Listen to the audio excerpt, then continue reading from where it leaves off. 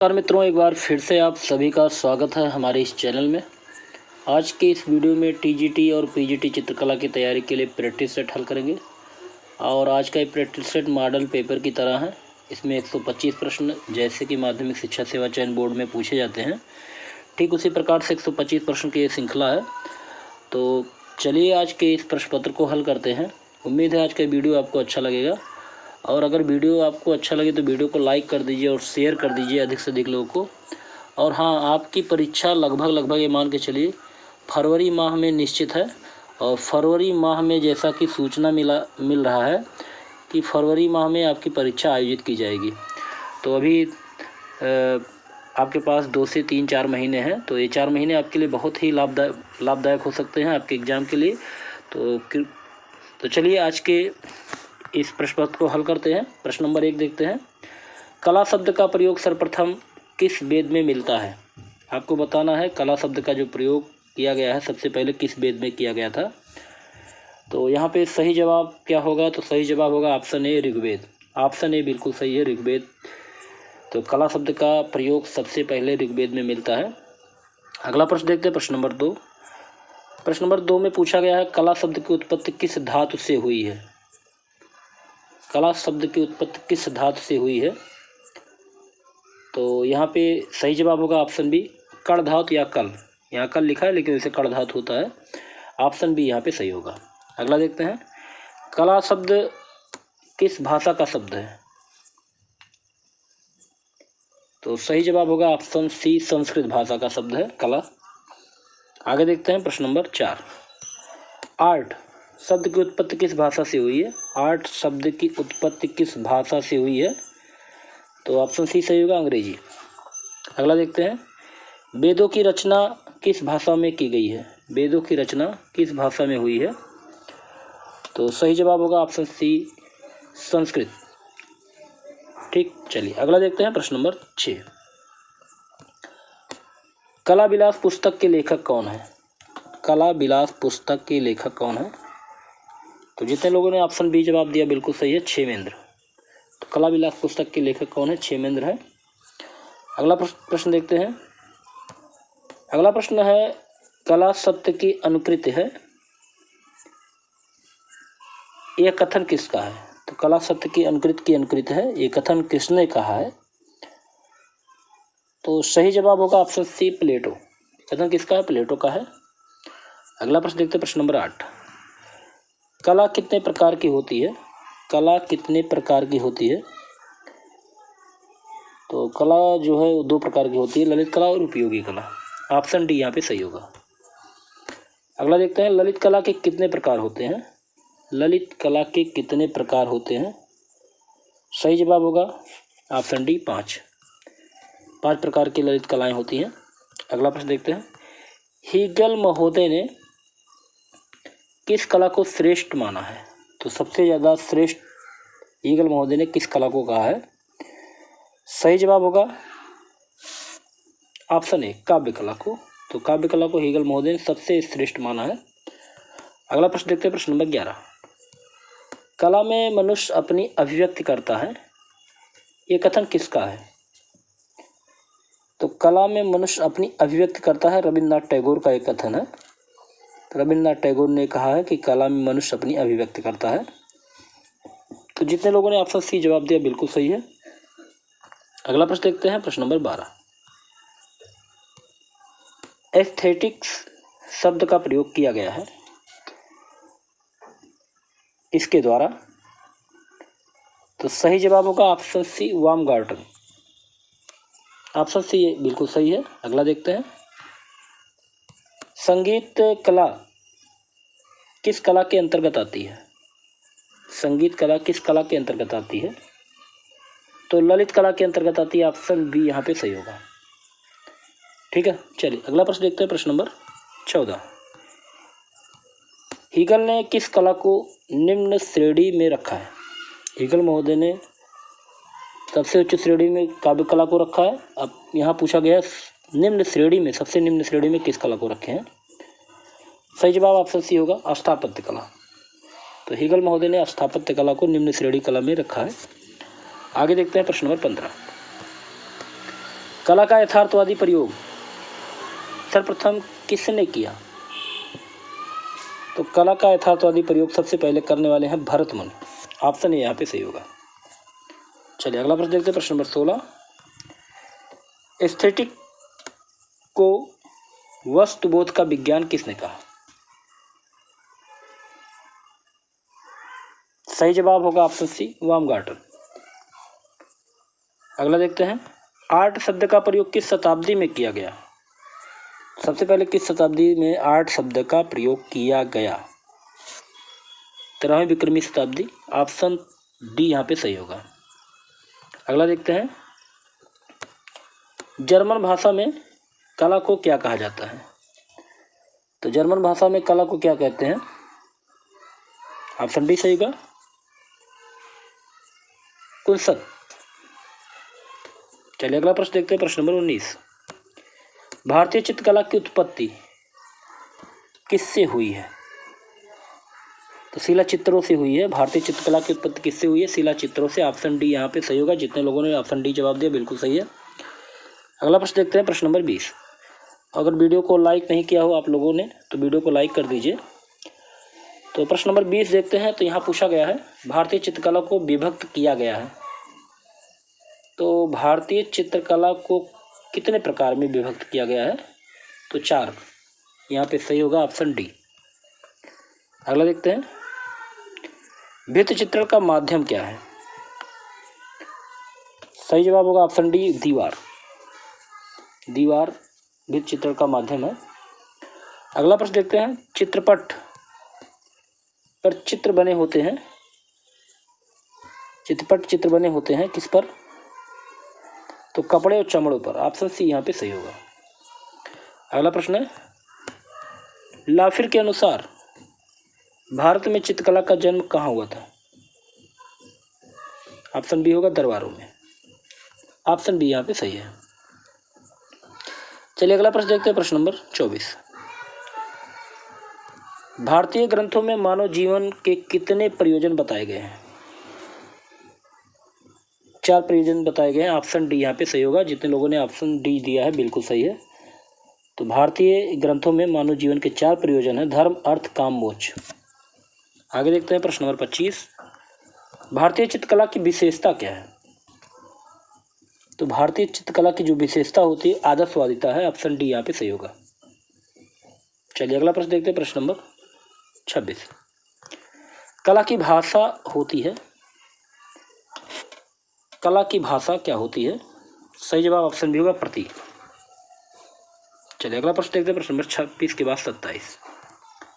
षष्टंग का संबंध किस कला से है? सही जवाब होगा ऑप्शन डी, चित्रकला। अगला प्रश्न देखते हैं, षष्टंग का सिद्धांत किस ग्रंथ से में दिया गया है? कामसूत्र में। तो षष्टंग का सिद्धांत कामसूत्र में मिलता है। ऑप्शन ए यहाँ पे सही होगा। प्रश्न नंबर 29 देखते हैं, षष्टंग का पहला अंक कौन सा है? तो आप लोगों ने पढ़ा ही होगा, रूप, भेद, प्रमाण, भाव, लावण्य, योजना, सदृशता, वडिका, भंग, इस चित्र षष्टांगम। तो सबसे पहले रूप भेद आता है। ऑप्शन बी यहाँ पे सही होगा। ठीक है, चलिए अगला देखते हैं, प्रश्न नंबर 30। सोमेश्वर द्वारा मनोल्लास में कितने प्रकार के रूप बताए गए हैं? तो 5 प्रकार के रूप बताए गए हैं। सोमेश्वर ने मनोल्लास में 5 प्रकार के रूप की चर्चा की है। ऑप्शन सी यहाँ पे सही होगा। षष्टंग के लेखक कौन है? सभी को पता है, पंडित यशोधर है। ऑप्शन सी यहाँ पे सही होगा। अगला प्रश्न है, भारतीय शिल्प के षष्टंग पुस्तक के लेखक। भारतीय शिल्प षष्टंग पुस्तक के लेखक, यहाँ कन्फ्यूजन हो जाता है तो अधिकतर लोग पंडित यशोधर दिमाग में आ जाते हैं। तो यहाँ पे सही जवाब होगा ऑप्शन ए, अवनींद्रनाथ टैगोर। तो भारतीय शिल्प के षष्टंग पुस्तक के लेखक अवनींद्रनाथ टैगोर है। अगला प्रश्न देखते हैं, प्रश्न नंबर 33। भारतीय चित्र षष्टंग के सूत्रधार कौन है? तो सूत्रधार अगर देखें तो पंडित यशोधर है। ऑप्शन बी यहाँ पे सही होगा। तो भारतीय चित्र षष्टंग के सूत्रधार पंडित यशोधर है। चलिए अगला प्रश्न देखते हैं,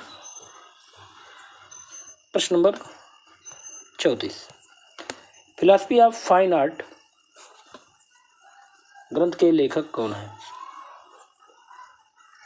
फिलॉसफी ऑफ फाइन आर्ट ग्रंथ के लेखक कौन है? सही जवाब होगा ऑप्शन सी, हीगल महोदय है।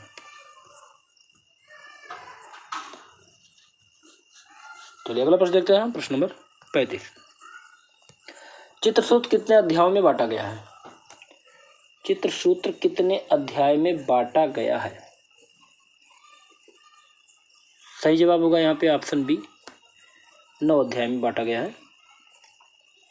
चित्रसूत्र कितने अध्याय में बांटा गया? 9 अध्याय में। अगला प्रश्न है प्रश्न नंबर 36, चित्रसूत्र का प्रथम अंग्रेजी अनुवाद किसने किया था? तो चित्रसूत्र का प्रथम अंग्रेजी अनुवादक जो थे डॉक्टर स्टेला कैम्ब्रिज थे। ऑप्शन सी यहाँ पे सही होगा। चलिए अगला प्रश्न देखते हैं, प्रश्न नंबर 37, विष्णु धर्मोत्तर पुराण के लेखक कौन है? विष्णु धर्मोत्तर पुराण के लेखक कौन है? सही जवाब ऑप्शन बी होगा, मार्कंडेय मुनि। अगला प्रश्न है, विष्णु धर्मोत्तर पुराण किस काल में लिखा गया है? तो गुप्त काल में लिखा गया है। ऑप्शन डी यहाँ पे सही होगा। विष्णु धर्मोत्तर पुराण गुप्त काल में लिखा गया है। प्रश्न नंबर 39, विष्णु धर्मोत्तर पुराण के किस खंड में चित्रसूत्र का उल्लेख है? तो चित्रसूत्र का उल्लेख किस खंड में किया गया है? सही जवाब होगा ऑप्शन सी, तीसरे खंड में। अगला देखते हैं, प्रश्न नंबर 40, चित्रसूत्र किस ग्रंथ का अंग है? चित्रसूत्र किस ग्रंथ का अंग है? सही जवाब ऑप्शन सी, विष्णु धर्मोत्तर पुराण का अंग है चित्रसूत्र। चित्रसूत्र में चित्रों के कितने प्रकार बताए गए हैं? ऑप्शन बी सही होगा, 4 प्रकार बताए गए हैं चित्रसूत्र में चित्रों के। अगला देखते हैं, चित्रसूत्र में कितने रंगों का उल्लेख मिलता है? 5 प्रकार के रंगों का उल्लेख मिलता है। ऑप्शन डी यहाँ पे सही होगा। अगला प्रश्न देखते हैं, प्रश्न नंबर 43, चित्रसूत्र में केशों के प्रकार कितने हैं? बालों के कितने प्रकार बताए गए हैं? सही जवाब ऑप्शन बी होगा, 5 प्रकार। भरत मुनि के अनुसार रसों की संख्या कितनी है? तो भरत मुनि ने रसों की संख्या 8 मानी है। ऑप्शन डी यहाँ पे सही होगा। वैसे रसों की संख्या 9 है और टोटल रसों की संख्या अगर पूछी जाए तो 11 रस है, लेकिन भरत मुनि ने रसों की संख्या 8 ही मानी है। अगला देखते हैं, चित्रसूत्र में कितने रस बताए गए हैं? तो चित्रसूत्र में अगर रस की बात की जाए तो 9 रस का उल्लेख किया गया। ऑप्शन बी यहाँ पे सही होगा। अगला प्रश्न देखते हैं, प्रश्न नंबर 46, चित्र लक्षण के रचयिता कौन है? तो चित्र लक्षण के रचयिता कौन है? नग्नजीत है। ऑप्शन सी यहाँ पे सही होगा। अगला प्रश्न देखते हैं, प्रश्न नंबर 47, तिब्बत से 6वीं ईस्वी शताब्दी में कौन सा ग्रंथ मिला है? ऑप्शन डी सही होगा, चित्र लक्षण। चलिए अगला प्रश्न देखते हैं, प्रश्न नंबर 47 के बाद 48 नंबर, चित्र लक्षण ग्रंथ कितने अध्याय में मिलता है? 3 अध्याय में मिलता है। ऑप्शन डी यहाँ पे सही होगा। अगला प्रश्न देखते हैं, अभिलाषार्थ चिंतामणि के लेखक कौन है? सही जवाब ऑप्शन ए होगा, सोमेश्वर।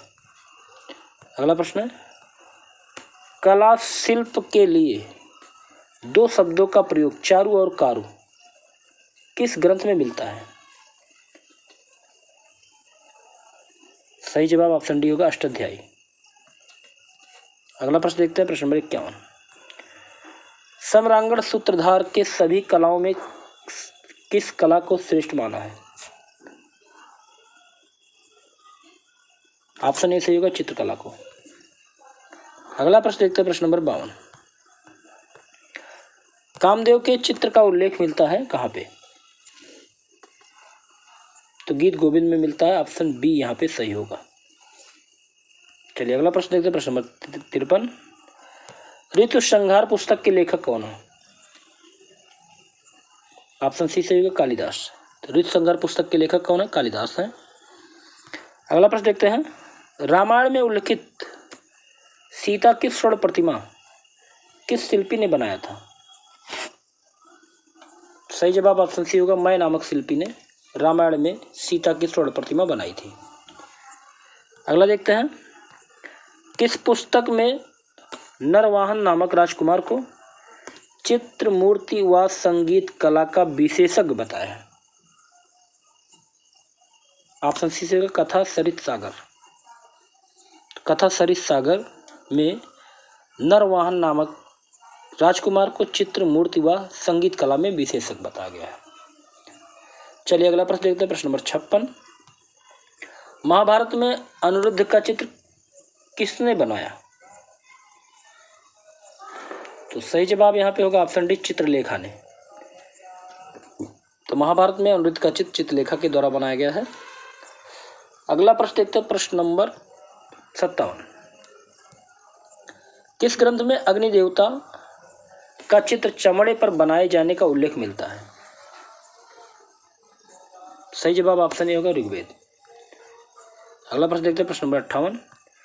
किस ग्रंथ में चित्रकला को सबसे ऊंचा स्थान दिया गया है? तो चित्र सूत्र में चित्रकला को सबसे ऊंचा स्थान दिया गया है। अगला प्रश्न देखते हैं, प्रश्न नंबर 59। किस ग्रंथ में ब्रह्मा को प्रथम चित्रकार माना गया है? ब्रह्मा को पहला चित्रकार माना गया है चित्र लक्षण में। ऑप्शन डी यहाँ पे सही होगा। अगला प्रश्न देखते हैं, प्रश्न नंबर 60। चित्रकला की उत्पत्ति का वर्णन किस ग्रंथ में मिलता है? तो चित्र लक्षण में मिलता है। चित्रकला की उत्पत्ति का वर्णन चित्र लक्षण में मिलता है। ऑप्शन सी यहाँ पे सही होगा। अगला प्रश्न देखते हैं, प्रश्न नंबर 61। वर्ण के लिए भारतीय चित्रकला के षष्ठांग में किस शब्द का प्रयोग किया गया है? ऑप्शन सी से होगा, वर्णिका भंग। अगला प्रश्न, निम्नलिखित में से कौन असंबद्ध है? कौन इन चारों से अलग है? सही जवाब होगा ऑप्शन डी, चित्रकार। चारों में चित्रकार अलग है। अगला प्रश्न है, सौंदर्य क्या है? तो सौंदर्य रस निष्पत्ति होती है। ऑप्शन सी यहाँ पे सही होगा। अगला प्रश्न देखते हैं, प्रश्न नंबर 64। रस का अर्थ क्या है? तो सही जवाब होगा ऑप्शन सी, दर्शक के मन में उत्पत्ति आनंद की अनुभूति जो होती है वही रस होती है। चलिए अगला प्रश्न देखते हैं, प्रश्न नंबर 65। भारतीय चित्रकला में 6 अंगों का विस्तृत विवरण किस ग्रंथ में मिलता है? ऑप्शन ए सही है, जयमंगला में। तो भारतीय चित्रकला की जयमंगला में 6 अंगों का विस्तृत विवरण मिलता है। अगला प्रश्न देखते हैं, प्रश्न नंबर 66। वर्णिका भंग का तात्पर्य क्या है? सही जवाब होगा यहाँ पे ऑप्शन ए, नाना वर्णों की सम्मिलित भंगिमा। अगला प्रश्न है, प्रमाण निर्धारण में ताल क्या है? तो प्रमाण निर्धारण में ताल क्या है? तो ताल एक इकाई है, एक सिर है। सही जवाब होगा ऑप्शन सी, ताल एक सिर है। अगला प्रश्न देखते हैं, सिर को कितने भागों में बांटा गया है? तो सिर को 4 भागों में बांटा गया। ऑप्शन सी यहाँ पे सही होगा। अगला प्रश्न देखते हैं, प्रश्न नंबर 69। भारतीय प्रमाण के अनुसार मानव देह आकृति को कितने भागों में बांटा गया है? तो मानव के देह आकृति को बांटा गया है 7.5। ऑप्शन बी यहाँ पे सही होगा। चलिए अगला प्रश्न देखते हैं, प्रश्न नंबर 70। माइकल एंजेलो ने मानव देहाकृति को कितने भागों में बांटा है? तो माइकल एंजेलो ने मानव देहाकृति को 8 भागों में बांटा है। सही जवाब होगा यहाँ पे ऑप्शन बी। चलिए अगला प्रश्न देखते हैं, प्रश्न नंबर 71। लावण्य योजना का क्या अर्थ है? तो वाह्य सौंदर्य को लावण्य योजना कहते हैं। ऑप्शन सी यहाँ पे सही होगा। अगला प्रश्न है, संबद्धता का सिद्धांत कहा जाता है? तो संबद्धता का सिद्धांत प्रमाण को कहते हैं। ऑप्शन बी यहाँ पे सही होगा। अगला प्रश्न है, भारतीय सौंदर्य शास्त्र के प्रथम दार्शनिक कौन थे? तो भारतीय सौंदर्य शास्त्र के प्रथम दार्शनिक भरतमुनि को माना जाता है, आचार्य भरतमुनि, और इन्होंने ही नाट्यशास्त्र की रचना की है और रस निष्पत्ति का सिद्धांत भरतमुनि ने ही दिया है। अगला प्रश्न देखते हैं, प्रश्न नंबर 74। भारतीय चित्रकला के 6 अंगों की व्याख्या किस प्रसिद्ध ग्रंथ में मिलता है? तो 6 अंगों की जो व्याख्या मिली है वो जयमंगला में मिली है। ऑप्शन डी यहाँ पे सही होगा। अगला प्रश्न है, रस ध्वनि को श्रेष्ठ माना गया है? तो रस ध्वनि को किसने श्रेष्ठ माना है? तो आनंदवर्धन, ऑप्शन बी यहाँ पे सही होगा। अगला प्रश्न है, ध्वनि सिद्धांत का प्रतिपादन किसने किया? ध्वनि सिद्धांत का प्रतिपादन करने वाले कौन है? ऑप्शन डी होगा आनंदवर्धन। 77, सर्वश्रेष्ठ रस किसको कहते हैं? तो सर्वश्रेष्ठ रसों की श्रेणी में रखा जाता है श्रृंगार रस को। तो रसों का राजा श्रृंगार रस। अगला प्रश्न देखते हैं, प्रश्न नंबर 78, सौंदर्य के कितने पक्ष होते हैं? सौंदर्य के कितने पक्ष होते हैं? ऑप्शन बी सही होगा 2। अगला प्रश्न देखते हैं, प्रश्न नंबर 79, रस संबंधी विवाद सर्वप्रथम किसने शुरू किया? सही जवाब होगा ऑप्शन सी भट्ट लोलट। तो रस संबंधी विवाद सबसे पहले शुरू करने वाले भट्ट लोलट हैं। अगला प्रश्न देखते हैं, प्रश्न नंबर 80, चित्र बनाने के लिए शांत रस का कैसा अंतराल होना उचित होगा? सही जवाब ऑप्शन बी होगा समचित्र तल। अगला प्रश्न देखते हैं, प्रश्न नंबर 81, अंतराल में स्थित रूप के कितने आयाम होते हैं? ऑप्शन ए सही होगा 2। अगला प्रश्न देखते हैं, प्रश्न नंबर 82, कितने तत्वों की रचना चित्र रचना के लिए रखा जा सकता है? कितने तत्वों को चित्र रचना के लिए रखा जा सकता है? ऑप्शन डी सही होगा 2। अगला प्रश्न देखते हैं, चित्र का प्राण क्या होता है? तो चित्र का प्राण रंग को कहते हैं। ऑप्शन डी यहाँ पे सही होगा। अगला प्रश्न है, भारतीय चित्रकला में रंगों का महत्व क्या है? सही जवाब होगा ऑप्शन सी छाया प्रकाश में। अगला प्रश्न देखते हैं, प्रश्न नंबर 85, सौंदर्य शास्त्र के अनुसार भाव कितने होते हैं? तो सौंदर्य शास्त्र के अनुसार भाव होते हैं 49। ऑप्शन डी यहाँ पे सही होगा। अगला प्रश्न है, सहजानुभूत का सिद्धांत किसने दिया? तो सहजानुभूत का सिद्धांत देने वाले हैं क्रोचे महोदय। ऑप्शन बी यहाँ पे सही होगा। चलिए अगला प्रश्न देखते हैं, प्रश्न नंबर 87, ओस्टवार्ड चक्र में कितने रंगों का चक्र प्रस्तुत किया गया है? सही जवाब होगा ऑप्शन डी 8। अगला प्रश्न है, अलंकारवाद का प्रतिपादन किसके द्वारा किया गया या किसने किया? ऑप्शन बी सही होगा आचार्य भामा। अगला प्रश्न देखते हैं, कुंडलीय रेखाएं क्या व्यक्त करती हैं? कुंडलीय रेखाएं क्या व्यक्त करती हैं? सही जवाब ऑप्शन डी होगा लयपूर्वक गति। अगला प्रश्न देखते हैं, प्रश्न नंबर 90, रेखा कितने आयामी होते हैं? तो 2 आयामी होते हैं। ऑप्शन बी यहाँ पे सही होगा। अगला प्रश्न देखते हैं, प्रश्न नंबर 90 के बाद 91, रौद्र रस का रंग क्या होता है? तो लाल रंग है। ऑप्शन सी यहाँ पे सही होगा। चलिए अगला प्रश्न देखते हैं, प्रश्न नंबर 92, भारतीय अलंकरण की प्राचीन विशेषता क्या है? ऑप्शन सी सही होगा लय। अगला प्रश्न है, प्रश्न नंबर 93, प्रेम का प्रतीक रंग क्या है? प्रेम का प्रतीक रंग कौन सा है? ऑप्शन ए सही होगा लाल। अगला प्रश्न है 94, कत्थई रंग किससे बनेगा? कत्थई रंग बनाने के लिए किस किस रंगों का प्रयोग करना होगा? तो लाल और हरा मिला के कत्थई रंग बनता है। ऑप्शन सी यहाँ पे सही होगा। अगला प्रश्न है, दर्शक को घन में कितने तल दिखाई देते हैं? तो दर्शक को घन में 3 तल दिखाई देते हैं, इसलिए त्रियामी इसको कहते हैं। ऑप्शन डी यहाँ पे सही होगा। चलिए अगला प्रश्न देखते हैं, प्रश्न नंबर 96, प्रजनन एवं विकास किस रंग का प्रतीक है? तो प्रजनन एवं विकास हरे रंग का प्रतीक है। ऑप्शन ए यहाँ पे सही है। अगला प्रश्न देखते हैं, स्वतंत्र रेखांकन का प्रयोग किया गया था? तो स्वतंत्र रेखांकन का प्रयोग कांडिस्की के द्वारा किया गया। ऑप्शन सी यहाँ पे सही होगा कांडिस्की। अगला प्रश्न है, एक रंग से बने चित्र को क्या कहते हैं? तो एक रंग से बने चित्र को कहा जाता है मोनोक्रोम। ऑप्शन बी यहाँ पे सही होगा।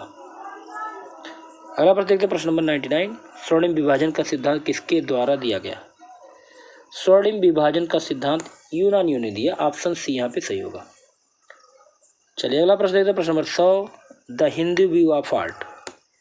The Hindu view of art के लेखक कौन है? तो मुल्क राज आनंद है, ऑप्शन डी यहाँ पे सही होगा। जितने लोगों ने आप मुल्क राज आनंद दिया बिल्कुल सही है। The Hindu view of art के लेखक मुल्क राज आनंद है। अगला प्रश्न देखते हैं, प्रश्न नंबर 101। निश्चित उद्देश्य को लेकर खींची गई रेखाएं क्या कहलाती हैं? सही जवाब ऑप्शन बी बौद्धिक रेखाएं। अगला प्रश्न देखते हैं, प्रश्न नंबर 102। प्रभाविता के सिद्धांत का प्रयोग किस गुफा में सफलतापूर्वक किया गया है? प्रभाविता के सिद्धांत का प्रयोग किस गुफा में सफलतापूर्वक किया गया है? सही जवाब होगा ऑप्शन सी अजंता। चलिए अगला प्रश्न देखते हैं, प्रश्न नंबर 103। मूर्ति कितने आयामी होते हैं? मूर्ति कितने आयामी होते हैं? सही जवाब होगा ऑप्शन ए 3। अगला प्रश्न देखते हैं, प्रश्न नंबर 104। परिप्रेक्ष्य शब्द किस मूल का है? परिप्रेक्ष्य शब्द किस मूल का है? सही जवाब होगा ऑप्शन सी लैटिन। तो परिप्रेक्ष्य शब्द किस मूल का है? लैटिन मूल का है। अगला प्रश्न देखते हैं, प्रश्न नंबर 105। सफ़ेद रंग के मिश्रण से तैयार रंगत को क्या कहते हैं? तो सफ़ेद रंग से मिश्रण से तैयार रंगत को क्या कहा जाता है? सही जवाब ऑप्शन सी होगा टिंट। अगला प्रश्न देखते हैं, प्रश्न नंबर 106। सबसे अधिक ठंडा रंग कौन सा है? सबसे अधिक ठंडा रंग, सही जवाब होगा ऑप्शन डी हरा। चलिए अगला प्रश्न देखते हैं, प्रश्न नंबर 107। चित्रकला में सबसे प्राचीन तत्व कौन सा है? चित्रकला में सबसे प्राचीन तत्व है रेखा। तो यहाँ पे बी ऑप्शन जितने लोगों ने जवाब दिया बिल्कुल सही है। तो चित्रकला में सबसे प्राचीन तत्व रेखा है। अगला प्रश्न देखते हैं, रंग की शुद्धता का परिचायक क्या होता है? रंग की शुद्धता का परिचायक होता है सघनता। ऑप्शन सी यहाँ पे सही होगा। अगला प्रश्न है, प्रश्न नंबर 109। चित्र में दृष्टिगत भार संयोजन किस तत्व से होता है? तो दृष्ट भार संयोजन जो होता है संतुलन कहलाता है। ऑप्शन डी यहाँ पे सही होगा। चलिए अगला प्रश्न देखते हैं, प्रश्न नंबर 110। एक पूर्ण चित्र में कितने ग्राउंड हो सकते हैं? एक पूर्ण चित्र में कितने ग्राउंड हो सकते हैं? सही जवाब होगा ऑप्शन सी 3। अगला प्रश्न देखते हैं, प्रश्न नंबर 111। स्थिर मुख आकृति किसके समान होती है? स्थिर मुख आकृति किसके समान होती है? सही जवाब ऑप्शन सी होगा अंडाकार। अगला प्रश्न देखते हैं, प्रश्न नंबर 112। लावण्य की मोती की तरलता के समान किसको बताया गया है? लावण्य को मोती की तरलता के समान किसने बताया है? सही जवाब ऑप्शन सी होगा रूप को। अगला प्रश्न देखते हैं, प्रश्न नंबर 113। अवनींद्रनाथ टैगोर के किस माध्यम से अपने चित्र बनाए हैं? अवनींद्रनाथ टैगोर के ने किस माध्यम से अपने चित्र को बनाया है? सही जवाब ऑप्शन सी होगा जल रंग। अगला प्रश्न देखते हैं, प्रश्न नंबर 114। जल रंग का माध्यम क्या होता है? ऑप्शन बी सही होगा जल। चलिए अगला प्रश्न देखते हैं, प्रश्न नंबर 115। चित्रकला के धरातल के कितने आयाम होते हैं? चित्रकला के धरातल के कितने आयाम होते हैं?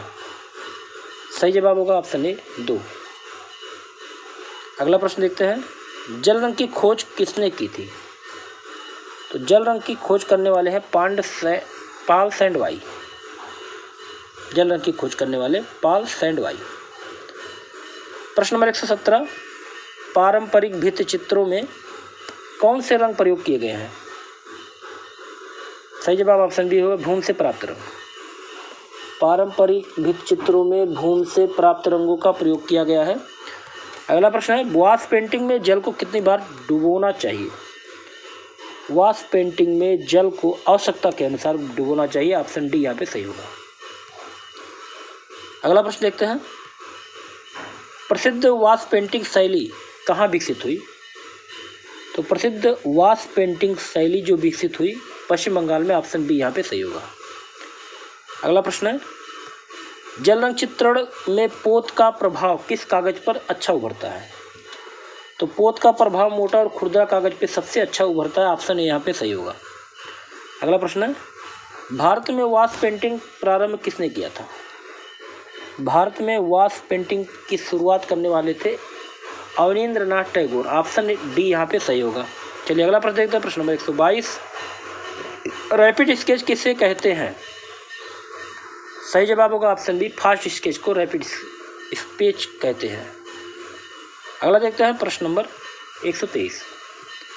लाइट टू डार्क किया जाता है, लाइट टू डार्क किया जाता है तो जल रंग को लाइट टू डार्क करते हैं। ऑप्शन सी यहाँ पे सही होगा। अगला प्रश्न देखते हैं प्रश्न नंबर 124। आंधी सपाट पर चित्रण कार्य के लिए कौन सा माध्यम है? सही जवाब होगा ऑप्शन बी जल रंग। अगला प्रश्न देखते हैं प्रश्न नंबर 125। वास्तु तकनीक की रेखाएं भारतीय कला से प्रेरित है लेकिन तकनीक कौन सी है? तो चीनी और जापानी। ऑप्शन डी यहाँ पे सही होगा। तो चीनी और जापानी तकनीक की रेखाएं भारतीय कला से प्रेरित हैं। तो यहाँ पे आपके 125 प्रश्न पूरे होते हैं।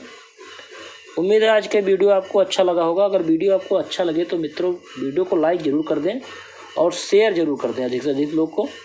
अगले वीडियो में फिर मिलते हैं, तब तक नमस्कार।